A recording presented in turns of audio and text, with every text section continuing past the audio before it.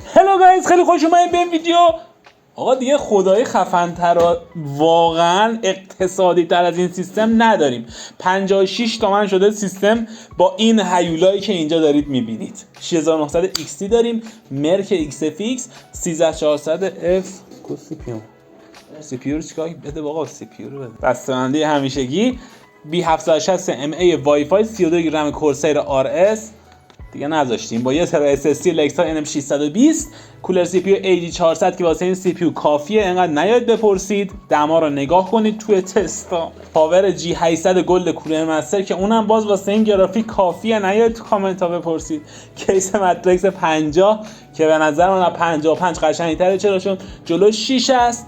گرافیک هم که گفتم. بریم سراغ اسمبل. لیتس گو.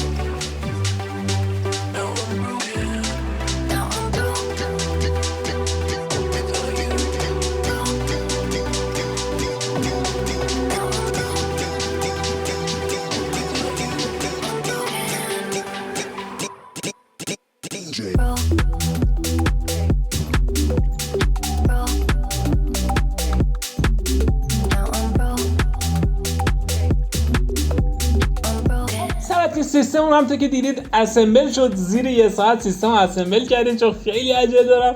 حقیقتش بلیت داریم و بعد بریم. خب سیستم هم که روشن کنم شما هم ببینید. اولین باره که میخوایم روشن کنیم سیستم هم اولی که روشن میکنین فن پشتیشو وصل نکردم. داشتم میگفتم سیستم رو که اول از همه روشن میکنین یه بار خاموش روشن میشه به خاطر همون بس شد. به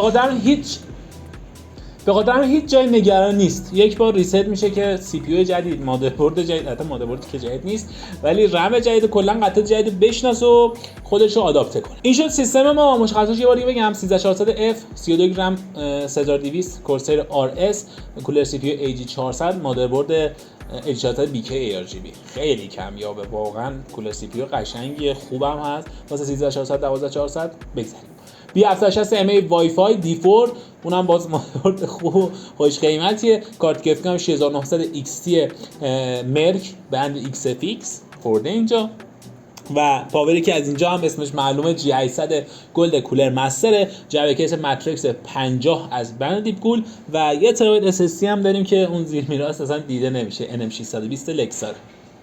تست گیم ها رو حتما ببینید.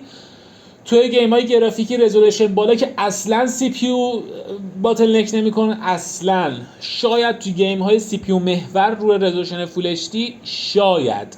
حالا باز تست گیم ها رو ببینید، در حرف من اکتفا نکنید، خودتون تصمیم بگیرید که چه سی پی یو چه گرافیکی بخرید. تا ویدیو بعدی، خدافظ.